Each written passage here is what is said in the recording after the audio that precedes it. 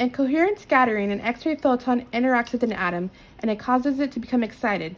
This excitation causes the atom to release an X-ray photon of equal wavelength, but now it is traveling in a different direction. Since the wavelengths are equal, there is no change in the energy level of the photon. This occurs when the photon has less than 10 keV of energy. Coherent scattering has little effect on the X-ray image, although some occur throughout the diagnostic energy range, usually in 70 kV, but is a small percent and contributes slightly to the image noise.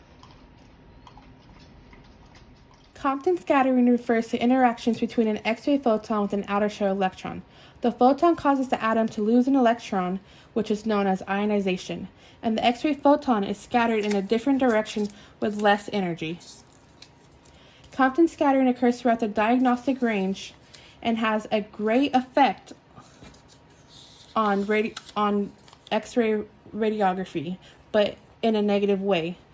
The scattered photons have no useful information on the image, but increases patient dose and reduces image contrast.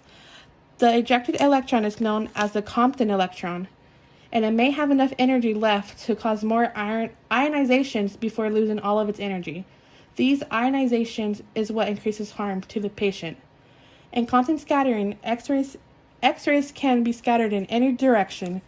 When they are scattered back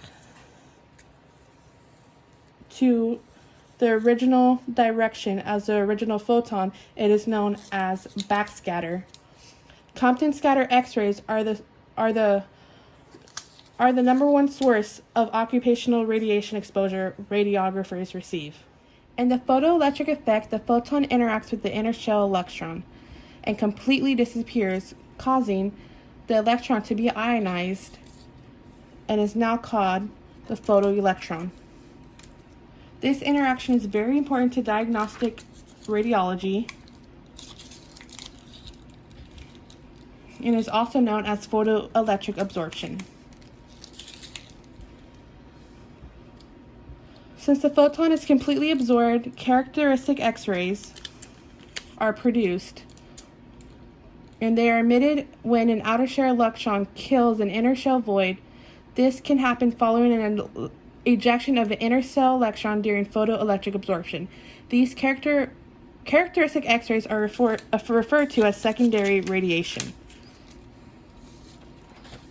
These low-energy X-rays do not exit the patient and have no effect on the image.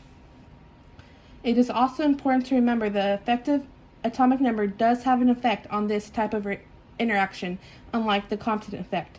With photoelectric effect, the higher the atomic number, the greater the absorption. If an X-ray photon has enough energy, it will bypass the electron shells and interact with the nuclear field. The X-ray photon disappears and a pair of electrons appears. One positively charged electron called the positron and one negatively charged electron called the negatron. This is why it's called pair production.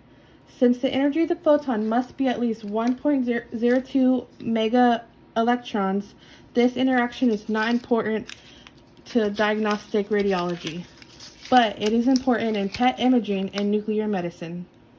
In photodisintegration, an X-ray photon with an energy above 10 mega electron volts escapes interaction and the electron shells in the nuclear field.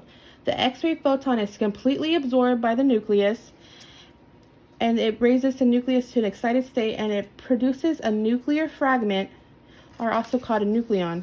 This interaction is not important in diagnostic radiology.